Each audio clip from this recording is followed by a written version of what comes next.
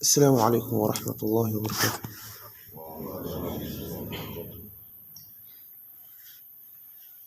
الحمد لله على إحسانه وشكرا له على توفيقه وامتنانه، شهادة أن لا إله إلا الله توفيقا لشأنه، وأشهد أن محمدا رسول الله الداعي إلى رضوانه وبعد. So the chapter of the hadith, it's a bit lengthy, but I'll just brief the chapter. It said خوف المؤمن باب خوف المؤمن من أن يحبط عمله وهو لا يشعر. It says it's a chapter of a believer, like the chapter that talks about a believer destroying his own a'mal. That is, all the good deeds the believer is partaking in, he destroys them وهو لا يشعر, without even noticing, without knowing. So he will do a lot of ibadah that gives him reward, and at the same time he does other sinful deeds that what erase those good deeds he has done. وهو لا يشعر, without even knowing about it. So the hadith said, حدثنا محمد بن عرعرة. عرعرة was the one who, Muhammad ibn Ar'ara was the one who said it to Imam Bukhari. He said, محمد بن عرعرة حدثنا شعبة عن زبيد قال سألت أبا وائل عن المرجئة فقال حدثني عبد الله أن النبي صلى الله عليه وسلم قال سباب المسلم فسوق وقتاله كفر. He said سباب المسلم فسوق وقتاله كفر. That is, سباب المسلم, when you mean sabba yasubbu, when you insult what? A Muslim. Fusuq, they say it's a great sin. And sub, it has different categories. To insult, you have different categories. You have the insult, general insult you give to someone, probably from the person's body or from something, or for something you cannot see in the person. It's called subbu. Was subbu, the Prophet has said that subbu fiskun azim, that is one of the what greatest sins you can commit, to insult someone. And the worst part of insult, the highest level of insult, is riba, when the person is not there. The one you say behind the person, even if the person has that habit, it's called what? Backbiting. Backbiting. On the day of judgment, said that on the day of judgment, those people who backbite, they are just like someone who is partaking in good deeds. You are having rewards. Then every time you backbite someone, they will remove the reward. The backbite will what? Remove the reward. Then on job, we talk about a muflis one time. Muflis. You know, I said, when we talk about shirk, I said shirk is one of the sins that what? Erase your deeds. Another one is what? Grieva, backbiting. Backbiting, a muflis, a poor person, is not someone that does not have money. On the day of judgment, one of the hadiths, he said it's not someone that does not have money. It's someone that gets to the day of judgment instead of Allah with plenty deeds. But just because the person partake in backbiting, when you come with your good deeds, happy that you have enough good deeds, that you definitely enter Jannah, and you see another person will come and say, oh, this person backbites me while I was on earth, because they will be aware now. This person backbites me while I was on earth. They will pack all your good deeds and give to that person till you are able to pay for all the backbite you did. Then if your good deeds are not enough, they will start removing the person's bad deed and start giving it to you. That's to show you how worst backbite is. So insult, the one you call, you insult someone, they create you the man. These are the ones you do to someone that you are seeing physically. Then riba, that guy, see how he let bend. Stuff like that, or he's having a bad head. Maybe you insult someone like that, that's riba, backbiting. The one you do in the person's absence is what? Backbiting. The one you do physically is what you call insult. Prophet they also call it shatmu, not just subbu. The Prophet also forbid insult, most especially for Muslims. And he forbid it for men, basically. He forbid it that men should not do it, because insult is common among men. So they forbid it. Why? Number one, when you insult your wife, it's a massive sin. It's more massive than when you insult your fellow man. Then number two, when you insult in your house, maybe you insult your children, it is very easy for them to what? Imitate that act from you.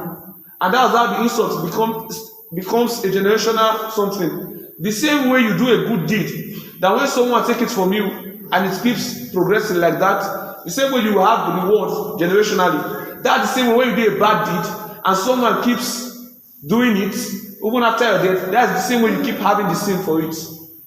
So if we are the type that have ever practiced in insulting someone, we should make tawbah and stop it. Then, most especially the riba aspect, the aspect of backbiting, he said that يُحِبُّ أَنْ يَأْكُلَ لَحْمَ أَخِيهِ مَيْتًا فَكَرِهْتُمُوهُ. He said in Surah Al-Qaf, he said, you like to what? Eat the flesh of what? Your Muslim, your fellow Muslim, فَكَرِهْتُمُوهُ, and you hate it. You don't want to eat the flesh of your fellow Muslim.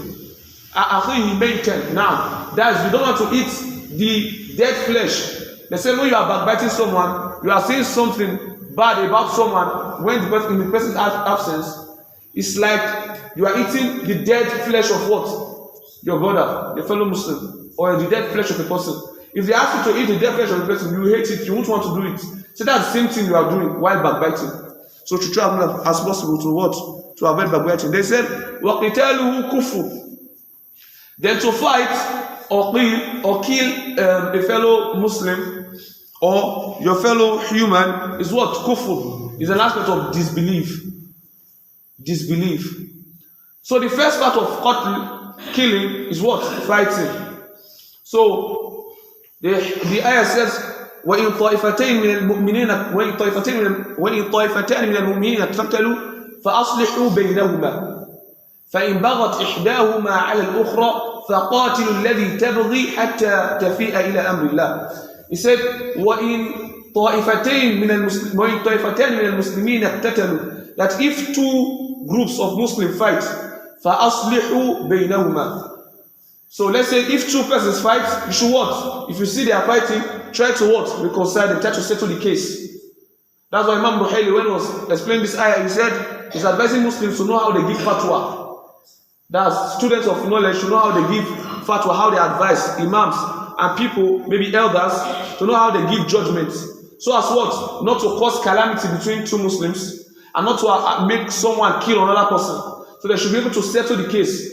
Not to say, nah, kill him, just kill him. If there's another opponent, another means of correcting that scenario without killing, then do it.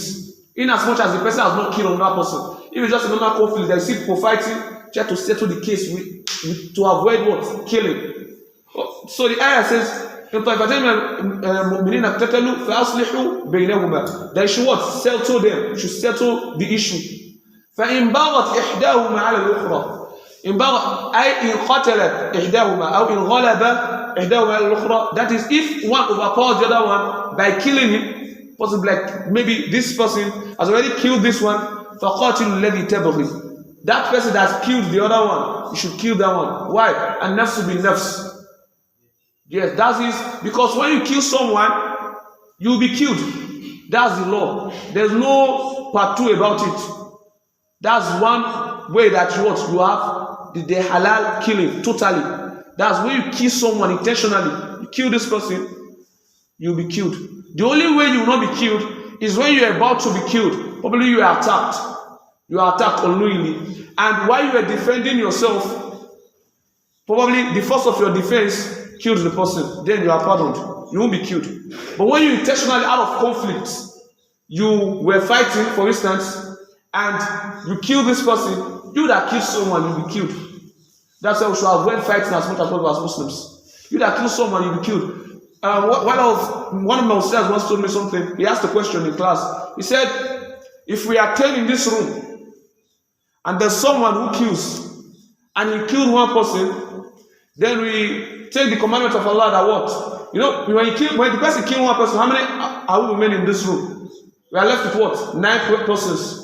He said, then if we kill that person, did we increase the number or we decrease the number? Did we increase the number of the gathering? Did we increase the number of the gathering or what? We decrease the number. Are we more or we are less? Some people said we are less, like the mom said. Mom, calm down. Some people said what? We are less. That what? We are now 8. But when I thought about it, Then I was not even having any. Then I was still in basic school then. So when I thought about it, I felt this person is a killer. So I told my ustaz, we are more, and everybody started laughing. And my ustaz said, why did I say we are more? I said, if they don't kill that person, he will kill someone else. So that's why what? You kill the killer. So my ustaz now explained it better. He said, yes, that's what? If you don't kill that person, the person what? Will kill someone else. Or if you don't kill that person, someone else, we have the impetus, the right, we still have the mind to what? To kill another person. Or if you don't kill that person, no one will have the fear. Or if you kill that person, no one will have the fear of what? Not killing. If you kill that person, someone will know, oh, if I kill somebody again, me, I'll get killed. And you have decreased the level, the rate of killing by killing that person. So if you have a higher killer now, and you kill that killers, those killers, you have reduced killing in that community. You've reduced the rate of killing in that community. So you've increased the number of people that will be saved in that community. So by killing the killer, you have avoided him from killing someone else, and you have made them know that what? They should not kill someone else. Apart from what? They should not kill someone. You made them to know the law. That's why one of our shuyukh in the West said that if Nigeria was ruled by Muslims, that they follow the race of when we had about, there was a time the rate of stealing was high, very, very high. He said if they follow it, the way you steal, that they follow the law of Muslims that said as-sariqu was-sariqa faqtaw aydiyahuma. That if they actually cut the hand of a person that steals, the way Quran stated it, that you barely see someone who steals. Because why? It will be very open to know to people that if anybody you see that they cut the wrist down, the person actually stole something. So when you are aware that they are going to cut off your hand for stealing, then you won't want to steal. You will never want to steal.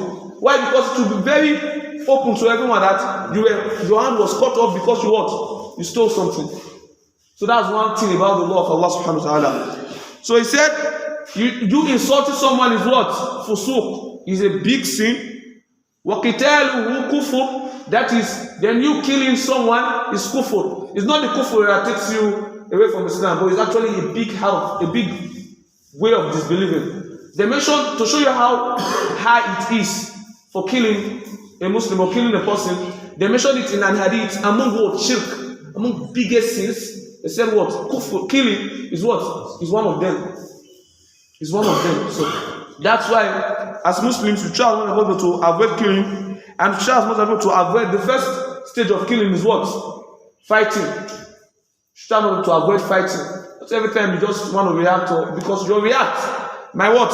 Make you become a killer. And there's nothing like we're fighting, so I warn you. No, there's nothing like that. You'll be killed if you are caught. Then, and one part that what? Triggers killing or fighting is anger. That's what the Prophet said. What? We should learn how to what? Control our anger. Then Imam Ali said it. Imam Shafi'i also said it. He said the first part of madness is what? Anger. The first part of anger. The first part of anger is madness. First part of anger, when you are angry, you start catching everything, is madness. And the first part and the last part of anger is what? Regret. So after you've scattered everywhere, you got angry, you destroyed everything, then what? Maybe you killed the person, that's when the regret comes. You start feeling the regret. So you should try to avoid fighting, killing, or any conflict at all. And you should try to avoid using abusive words. You see, as worst as killing, they mentioned it with what? They mentioned insulting or backbiting with what? With killing. So we ask Allah subhanahu wa ta'ala to save us. And the hadith says, Al-Muslim man sallim al-Muslimu min lisanihi wa yadihi. This one explains it. That is, a Muslim is the one that what? Saves his other Muslim from his tongue by saying harmful words to him, or by saying bad thing behind the person, and what? From his hand by killing or oppressing the person. ومن هنا أقف أقول قولي هذا واستغفر الله لي ولكم وآخر الدعوة الحمد لله رب العالمين. السلام عليكم ورحمة من لدنه وبركاته.